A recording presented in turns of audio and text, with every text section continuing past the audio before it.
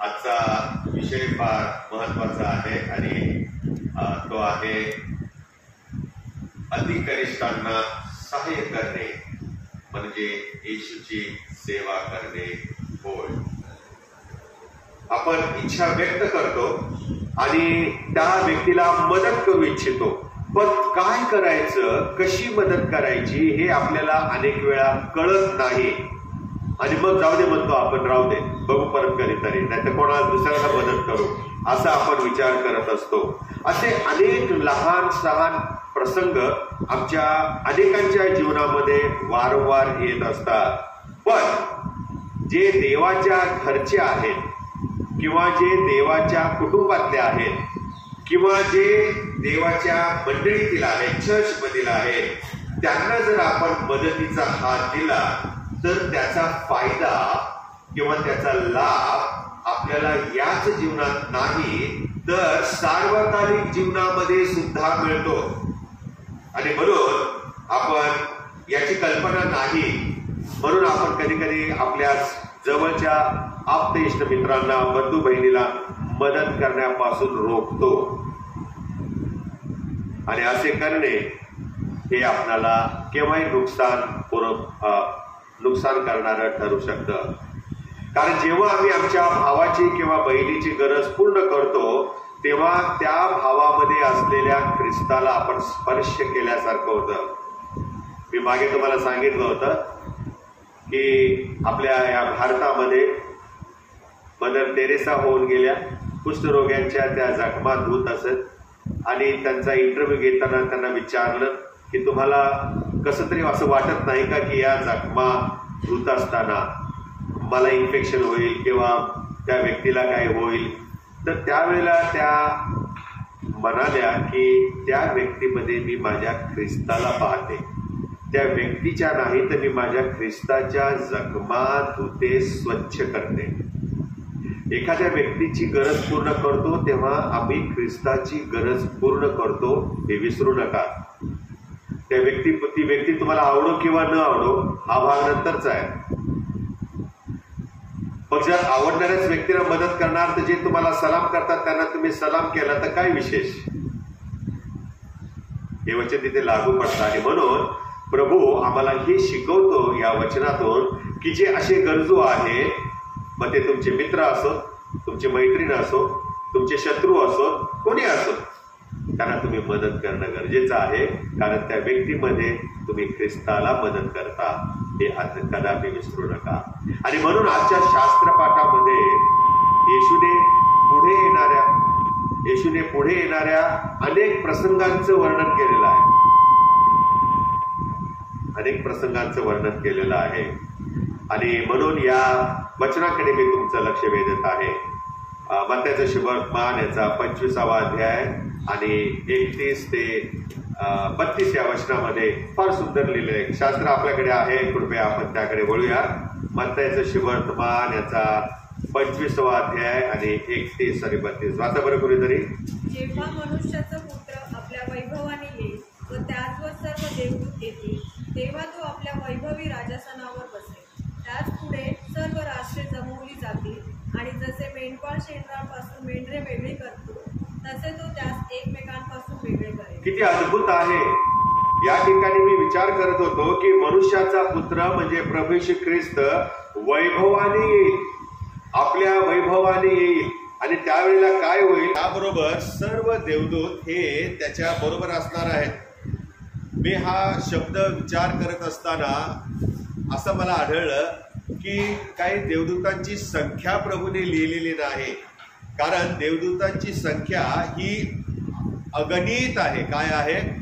ही अगणित आहे. आणि म्हणून ही अगणित जी संख्या आहे, या अगणित संख्ये एवढे देवदूत जे आहेत ते देवदूत प्रियानो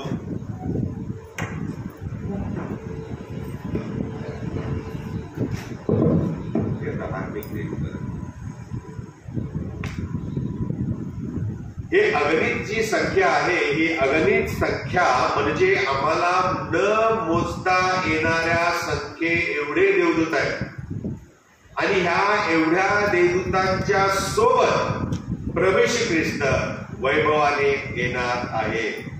आणि म्हणून त्या येशू ख्रिस्ताचं हे गौरव जे आहे, त्या येशू ख्रिस्ताचं हे जे वैभव आहे, हे खरोखर प्रियानो वाखाणण्यासारखं आहे. किती अद्भुत आहे हे. पुढे आम्ही पाहतो 33 आणि 34 वचनामध्ये, मेंढरांस तो आपल्या उजवीकडे ठेवेल आणि शेरडांस तो म्हणेल, तेव्हा राजा आपल्या उजवीकडच्यास म्हणेल, अहो माझ्या पित्याच्या आशीर्वादित हो, या जे जगाच्या स्थापनेपासून तुम्हा करता सिद्ध केले आहे ते वतन करून घ्या, ते राज्य तुम्ही वतन करून घ्या. प्रभू येशू ख्रिस्त शेरडे आणि मेंढरे यांना वेगळं करत आहे. आणि जे राज्य असं म्हटलेलं आहे की जे राज्य जगाच्या स्थापनेपासून, म्हणजे जग निर्माण करण्यापूर्वीपासून देवाचं राज्य अस्तित्वात आहे, देवाचं राज्य स्थापन झालेलं आहे. आणि म्हणून त्या देवाच्या राज्य जे जगाच्या स्थापनेच्या अगोदर अस्तित्वात आहे, जे स्थिर आहे, जे आढळ आहे, त्यामध्ये मेंढरांना प्रभू येशू ख्रिस्त परमेश्वर प्रवेश देत आहे. पुढे जर आम्ही वाचत गेलो 35 ते 46 वचनामध्ये, मोठा शास्त्रपाठ आहे, मी काय तो वाचणार नाही सगळा. या 35 ते 46 वचनामध्ये आम्ही पाहतो की परमेश्वर शेरड आणि मेंढर ही वेगळी करणार आहे.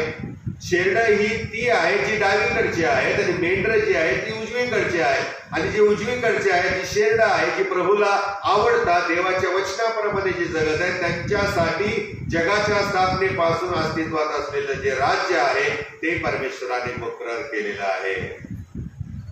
आणि म्हणून आम्ही या वचनामध्ये जेव्हा वाचतो 35 ते 46, आणि विशेष करून आम्ही हे वाचतो ज्या वेळेला परमेश्वर प्रभू येशू ख्रिस्त स्वतः म्हणतो 40व्या वचनामध्ये, मी तुम्हाला खचित सांगतो की ज्या अर्थी तुम्ही या माझ्या अति कनिष्ठ बंधूतील एकाला केले, त्या अर्थी ते मलाच केले आहे. अति कनिष्ठ, एखाद्या अति कनिष्ठ बंधूला जेव्हा आम्ही जवळ करतो, मदत करतो, घरात घेतो, त्याला कपडे देतो, त्याला खाऊ पिऊ घालतो, त्याची जी काही गरज आहे ती पूर्ण करतो, त्या अर्थी आम्ही ते येशूला केले आहे. येशूच्या मुखातले शब्द आहेत. आणि म्हणून मी थोडासा आज शास्त्रपाठातील या लहानातील लहान कोण आहे किंवा अति कनिष्ठ कोण आहे यावरती विचार करायला लागलो. आणि गेल्या आठवड्यामध्ये मला काही असे लोक आढळले की जे मला तुमच्यासमोर मांडू इच्छितो. मी ते चुकीचे आहेत असं नाही, परंतु त्यांच्याकडे वेगवेगळ्या व्यक्तींचा पाहण्याचा दृष्टिकोन हा वेगवेगळा असतो.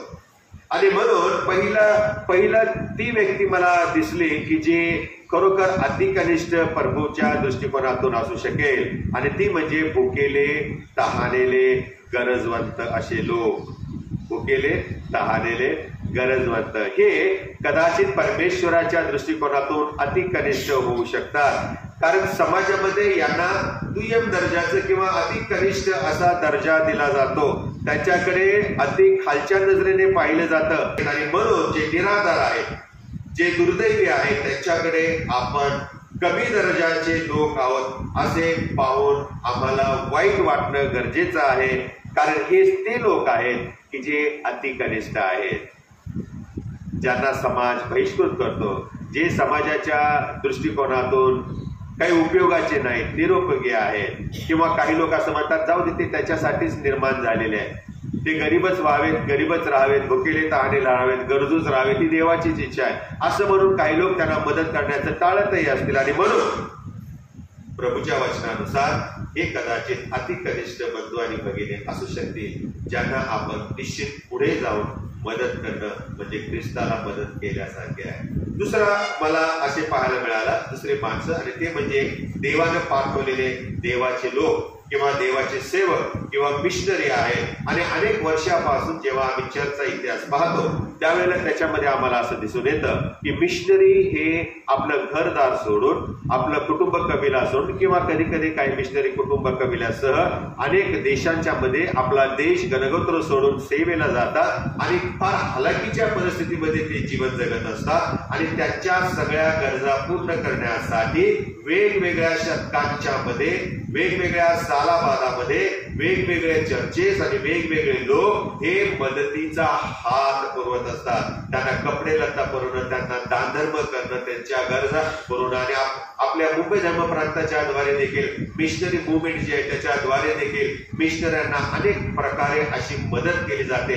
मिशन संडे आपण पाळतो, त्यामध्ये आपण दान गोळा करतो. ते दान त्यांच्या मिशनरीच्या मुलांच्या शिक्षणासाठी जातं, त्यांच्या कपडे लत्त्यासाठी जातं, त्यांच्या गरजांसाठी जात आहे. आणि आता बिशपांचं पत्र आलेलं आहे की sharing the joy of Christmas. आम्ही जो नाताळचा आनंद करत आहोत त्या आनंदामध्ये आम्ही इतरांना सहभागी करावं. आणि दरवर्षाप्रमाणे यावर्षी देखील किंमत आहे त्यांच्या मदतीच्या पिशवीची, बॅगची किंमत आहे 3,500 रुपये. आम्ही जर मदत करणार नाही तर दुसरे कोण करणार? कारण त्यांच्यामध्ये ख्रिस्त आहे. आम्ही जेव्हा त्यांना मदत करतो तेव्हा ख्रिस्ताला मदत केल्यासारखं असतं. ते अति कनिष्ठ आहेत, ते आपलं घरदार सोडून आपले सेवेसाठी प्रभूच्या ते समर्पित असतात. आणि म्हणून त्यांची काळजी घेणं हे आम्हा ज्यांना परमेश्वराने आशीर्वाद दिलेला आहे ते आमचं कर्तव्य ठरतं. तिसऱ्या प्रकारचे लोक मला असे दिसून येतात की जे अति कनिष्ठ आहेत, आणि ते म्हणजे यहुदी ख्रिस्ती. आणि हे यहुदी जे आहे ज्यांनी ख्रिस्ताला स्वीकारलेलं आहे ते महासंकट काळामध्ये, 7 वर्षाच्या महासंकट काळामध्ये जेव्हा ख्रिस्तासाठी परमेश्वराचे काही लोक सुवार्ता सांगतील त्यावेळेला जे यहुदी येशूवर विश्वास ठेवतील की खरोखर हा मसिया होता आणि तो येणार आहे, ते जे ख्रिस्ती असतील, जे यहुद्यांच्या मधून असतील, त्यांना कदाचित परमेश्वर अति कनिष्ठ म्हणत असणार आहे. कारण चर्च उचललं गेल्यानंतर खाली जे राहणार आहेत ते कदाचित विश्वासणारे समजले जातील, त्यांना सुवार्ता सांगण्यात येणार आहे, ताऊन सुलाखून त्यांचं जीवन जगणार आहेत. आणि अशामध्ये पण जेव्हा ते ख्रिस्ताला स्वीकारतील खरोखर अति कनिष्ठ अशा प्रकारचे ते लोक असणार आहेत. कारण महासंकट काळाच्या समयात काय होणार आहे हे मी प्रगटीकरणाचं जेव्हा सेमिनार घेतलं त्यावेळेला तुम्हाला स्पष्ट सांगितलेलं आहे. त्यावेळेला अन्न सुद्धा मिळणार नाही, पाणी सुद्धा लोकांना मिळणार नाही. अशा जीव घेण्या परिस्थितीमधून देखील जे येशूवर विश्वास ठेवतील ते खरोखर अति कनिष्ठ दर्जाचे असतील. आणि म्हणून त्या यहुदी ख्रिस्ती व्यक्तींच्या बद्दल प्रभू श्री ख्रिस्त कदाचित हे वाक्य बोलला असेल. चौथ्या प्रकारचे लोक मला दिसतात जे महासंकट काळामध्ये साक्षी झालेले आहेत. या 7 वर्षाच्या महासंकट काळामध्ये ज्यांनी येशूवर विश्वास ठेवला त्यांना जीवे मारलं जाणार आहे, त्यांची गय केली जाणार नाही. या 7 वर्षाच्या महासंकट काळामध्ये ख्रिस्ती म्हणजे कवडी मोल त्याची किंमत असणार आहे, निरुपयोगी मनुष्य ते असणार आहेत. आणि म्हणून त्यांना समाजामध्ये त्यावेळेला काही स्थान नसणार आहे. अनेकांच्या नोकऱ्या गेलेल्या असणार आहेत, बेरोजगार असणार आहेत. आणि अशा प्रकारे येशूवर विश्वास ठेवल्यामुळे ज्यांचा छळ होत आहे हे प्रियानो देवाच्या दृष्टिकोनातून कदाचित अति कनिष्ठ बंधू आणि भगिनी असू शकतील.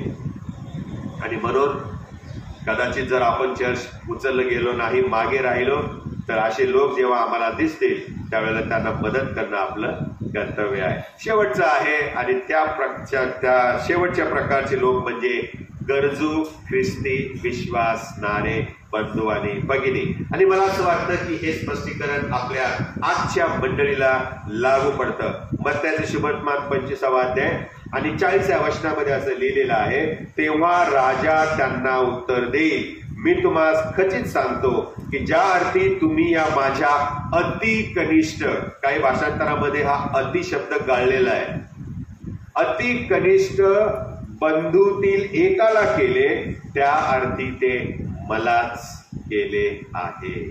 त्या अर्थी ते मलाच केले आहे. ख्रिस्ती समाज, ख्रिस्ती लोक हे सेवक आहेत. हे शतकानुशतके जगाला प्रसिद्ध झालेलं आहे. रुग्णांची सेवा करण्यामध्ये आम्ही पुढे आहोत. ज्यांना शिक्षण मिळत नाही त्यांच्यासाठी शाळा कॉलेज उघडण्यामध्ये आम्ही पुढे होतो.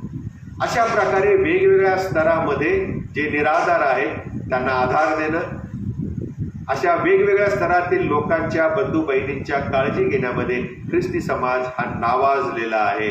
आणि मग मी विचार करायला लागलो, येशूच्या मुखातील ह्या एका शब्दाने माझं लक्ष वेधलं आणि ते म्हणजे तो शब्द म्हणजे अति कनिष्ठ बंधूतील एकाला जर केले तर त्याने मला केले आहे. आता येशूचे बंधू कोण आहेत ते, हा विचार मी जेव्हा करू लागलो तेव्हा मला असं पाहायला मिळालं, निश्चितच भाऊ म्हटल्यानंतर तो येशूच्या कुटुंबातील असला पाहिजे, देवाच्या परिवारातील असला पाहिजे, देवाच्या कुटुंबातला असला पाहिजे, देवाच्या घरचा असला पाहिजे, देवाच्या कुटुंबामध्ये जन्म घेतलेला असला पाहिजे. आणि त्याच्या व्यतिरिक्त जे इतर देवाची मुलं आहेत, जे येशूवर विश्वास ठेवतात, ज्यांनी पापांची क्षमा मिळवलेली आहेत, अशा बंधू भगिनींना आम्ही मदत करणं, त्यांची काळजी घेणं हे परमेश्वर प्रभू आम्हाला शिकवत आहे.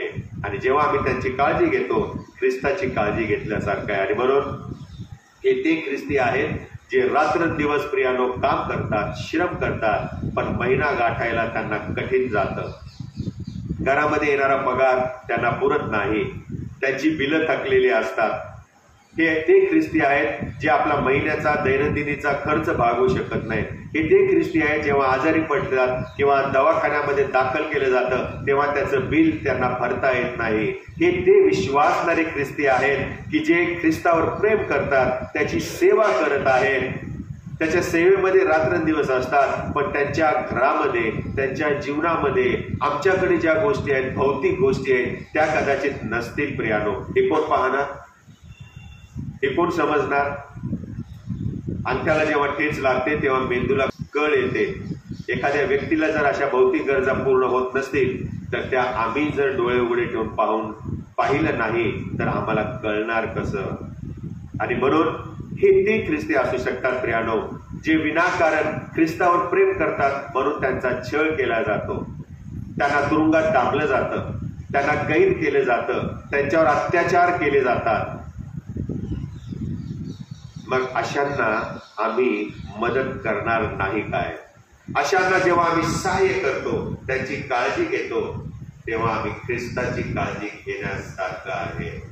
शास्त्र स्पष्ट सांगतं की आम्ही एकमेकावर प्रीती करावी. जशी ख्रिस्ताने आमच्यावर प्रीती केली तशी आम्ही एकमेकावर प्रीती करावी. आता हा पहिला प्रश्न आपण पाहिला, लहानातील लहान कोण आहे, अति कनिष्ठ कोण आहे. आता दुसरा प्रश्न माझ्या मनामध्ये आला आणि तो म्हणजे की अशा अति कनिष्ठ बंधूची सेवा जर मी केली किंवा त्यांची मी जर गरज पूर्ण केली तर माझं तारण होईल का, किंवा माझं तारण होतं का, आणि मग आमचा बचाव होऊ शकतो का? मग शास्त्रामध्ये जेव्हा मी पाहायला लागलो तेव्हा मला असं दिसून आलं की आमची सत्कृत्य आमचं तारण करू शकत नाही, पण आम्ही जो ईश्वर विश्वास ठेवतो, विश्वासाने आमचे तारण होते, विश्वासाने होते.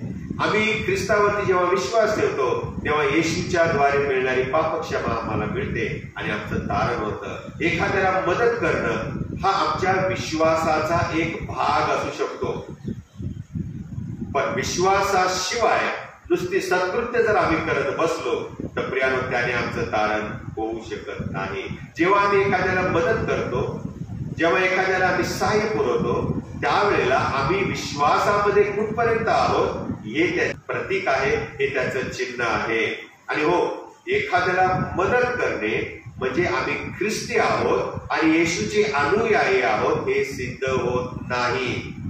कारण जे ख्रिस्ती नाही असे हजारो लोक अशा निराधार, भुकेले, तहानेले, गरजू लोकांना आमच्यापेक्षाही किंवा आपल्यापेक्षाही मोठ्या प्रमाणामध्ये मदत करत असतात, पण ते ख्रिस्ती नाही. म्हणून माझी मदत करणं, एखाद्यासाठी गरज पूर्ण करणं, याचा अर्थ असा नाही की मी ख्रिस्ती आहे जगाला पटवतो, पण मी विश्वासू आहे हे महत्वाचं आहे. मग मी मदत करायची नाही का? इथे मुद्दा काय आहे? मग मुद्दा काय आहे? प्रभू या ठिकाणी आम्हाला शिकवण देतो की आम्ही स्वतःला जर ख्रिस्ती समजतो तर आम्ही जे असे अति कनिष्ठ जे लोक आहेत, ज्याच्याकडे दुर्लक्ष केलं जातं, असे जे दुर्लक्षित लोक आहेत, मग ते आमच्या घरात असो, आमच्या मंडळीत असो, आमच्या समाजात असो, आम्ही जिथे काम करतो तिथे असो, कुठेही असो, अशा दुर्लक्षित लोकांच्याकडे आम्ही पाहणं, त्यांची काळजी घेणं म्हणजे ख्रिस्ताची काळजी घेण्यासारखं आहे. एक ख्रिस्ती या नात्याने आम्ही आमच्या मंडळीतील चर्चमध्ये अशा दुर्लक्षित लोकांची काळजी घेणं हे आमचं कर्तव्य आहे. आणि म्हणून याकोबाचं पुस्तक काढा बरं, याकोबाचं पत्र 2 अध्याय 14 ते 17 मोठ्याने वाचा. याकोबाचं पत्र 2 अध्याय 14 ते 17 काय म्हणतो प्रभू आपल्या वचनामध्ये? माझ्या बंधूंनो, माझ्या ठाई विश्वास आहे असे कोणी म्हणत असून तो क्रिया करीत नाही, तर त्यापासून काय लाभ? पण काय म्हटलेलं आहे? तुमच्यामध्ये असा कोण बंधू आहे किंवा भगिनी आहे जो म्हणतो माझा परमेश्वरावर विश्वास आहे, पण एखाद्याला तो मदत करत नाही किंवा क्रिया करत नाही, विश्वासाला क्रियेची जोड लावत नाही, आपला विश्वास आपल्या क्रियेतून प्रकट करत नाही, तर त्याला काय लाभ? पुढे काय? तो विश्वास त्याला तारावयास समर्थ आहे काय? मग असा जर विश्वास आपला असेल की जो दुसऱ्यांना मदतच करत नाही, स्वार्थी विश्वास असेल, तर मग त्याचा तारण्यासाठी काय उपयोग? काय उपयोग आहे? आम्हाला तारण प्राप्त झालेलंच नाही. आमच्या कृतीमधून याकोब शिकवतो आम्ही एकमेकांची काळजी घेतो हे सिद्ध होणं गरजेचं आहे.